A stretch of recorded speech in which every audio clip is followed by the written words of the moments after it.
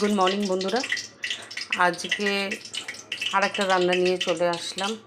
দেখো, যেহেতু এটা আমার ব্লগ, মানে ডেলি লাইফস্টাইলের ওপর, তো আমি ডেলি যা রান্না করি আমি তাই তোমাদের সাথে শেয়ার করবো। এই না যে না একদম ভ্যারাইটিস কিছু এক সময় দিলাম, হ্যাঁ দেবো, ওইটা যেদিনকে যেরকম হবে সেরকম ভিডিও আমি পোস্ট করব। তো ডেলি লাইফে কিন্তু মাছ মাংস সবসময় আমরা খাই না, তাই তো? এক একদিন ডাল ভাত খাই, এক একদিন ডিম খাই, একদিন মাছ খাই, মাংস খাই, তো এটা ভেরি করে ডিফারেন্ট টাইমে। তো আজকে আমি যেটা করতে চলেছি ডিমের তরকারি।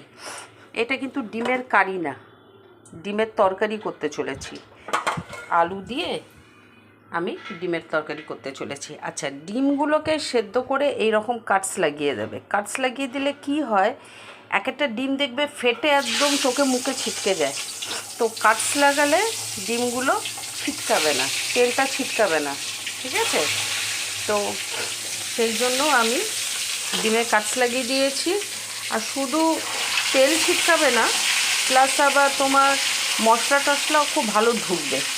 তো ডিমটা সেদ্ধ করে ফুলিয়ে একটু কাঁচ লাগিয়ে দেবে, তারপর নুন হলুদ মাখিয়ে ফ্রাই করবে। এতে কি হবে, ডিমটা ফাটবে না। দেখছো, ডিমটা ফাটবে না কিন্তু। আর এমনি সময় তেলে যদি হুট করে ডিম ছেড়া তো দেখবে ফট করে একদম ফেটে একদম চোখ মুখে এসে পড়বে। তো ডিমটা ভেজে নিচ্ছি।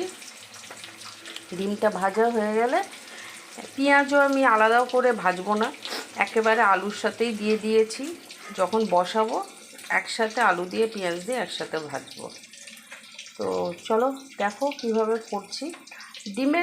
ডিমটা অনেক রকমভাবে খাওয়া যায়। কেউ কেউ আলু ছাড়া কারি করে, কেউ আবার আলু দিয়ে হালকা ঝোল করে।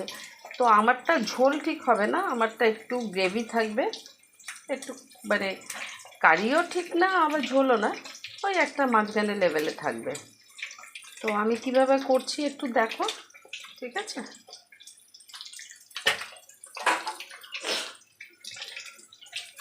বেসিক্যালি কি হয়, একা থাকি তো লোক পাই না কথা বলার। তো তোমাদের সাথে একটু ইন্টারাক্ট করি, ভিডিওর মাধ্যমে একটু কথাও বলা হয়।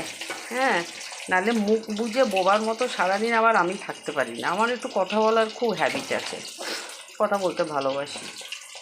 তো সেই জন্যেই আর কি, জানি অনেকে বোরিংও যে দুধ একঘেয়ে ভিডিও, একঘেয়ে ওই। কিন্তু আমার মনে হয় আমি একটু রান্না করতে করতে একটু কথা বললাম। মেয়ে যখন থাকে বাড়িতে, মেয়ের সাথে বলি, ও একটু আমার সামনে এসে দাঁড়িয়ে এটা এটা ওইটা সেটা বলে। এবার মেয়ে যখন থাকে না তখন একা একাই করতে হয়। তো এই কারণে এইটা আমি বেছে নিয়েছি যে তোমাদের সাথে কথা বলাও হবে, আবার রান্নাটাও হবে, দুটো কাজই একসাথে হবে। তো সেই জন্যেই এ করছি। যদি আমি বোর করে থাকি কিছু মনে করো না, ক্ষমা করে দিও। তো ডিমটা ভাজা হয়ে গেল, ডিমটা এবার আমি তুলে নেব।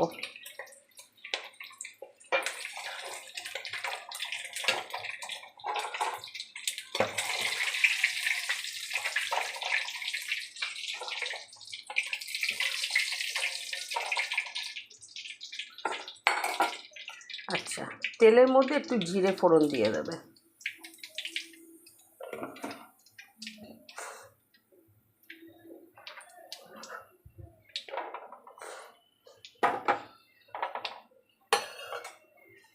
আচ্ছা, জিরেটা লাল হয়ে গেলে এই আলুটা আমি নুন দিয়ে মাখিয়ে রেখেছি, নুন দিয়ে সব আলুটা ছেড়ে দেবেন। আলু পেঁয়াজ আমি একসাথেই দিয়ে দিয়েছি, দুটোই একসাথে ফ্রাই হয়ে যাবে, আলাদা করে কিছু করতে হবে না।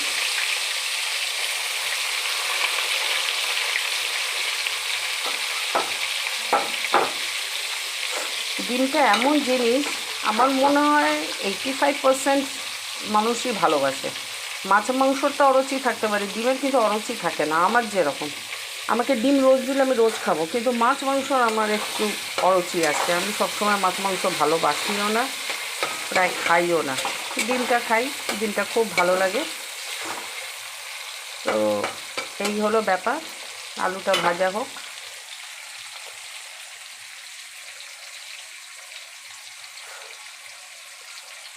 আচ্ছা, আলুটা লাল হলে আমি এই মশলাটা দিয়ে দেবো। আচ্ছা, এই মশলার মধ্যে আমার আছে অল্প একটু আদা, রসুন, লঙ্কা, একটু সামান্য জিরে দিয়েছি যেহেতু তরকারি টাইপের হবে, আর গরম মশলাও আমি এর সাথে বেটে নিয়েছি, দারচিনি, এলাচ, হলুদ দিয়েছি, আর একটু স্লাইট লঙ্কার গুঁড়ো, জানোই তো আমি একটু দিই আমার সব রান্নায়। এগুলো দিয়ে একসাথে মিক্সড করে রেখে দিয়েছি। একা হাতে ভিডিও করি তো, তাই জন্য সব রেডি করে নিয়ে তারপর করতে হয়, এই কারণেই একটু প্রবলেম।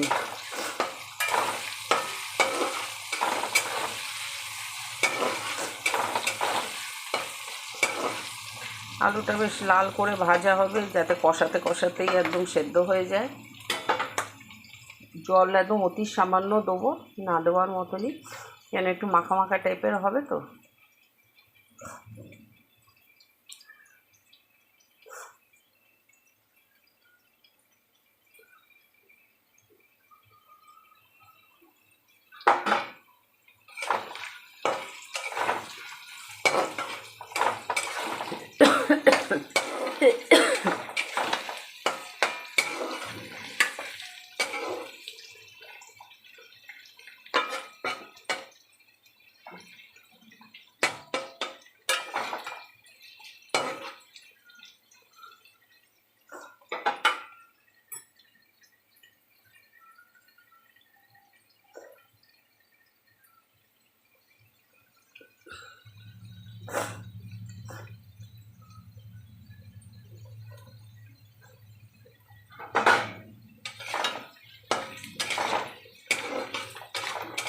আচ্ছা, আলুটা আমার ভাজা হয়ে এসছে, এবার আমি মশলাগুলো দিয়ে দেবো।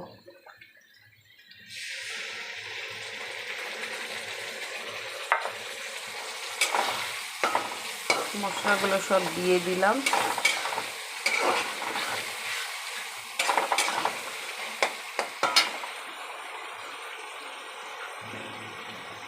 নুন দিলাম।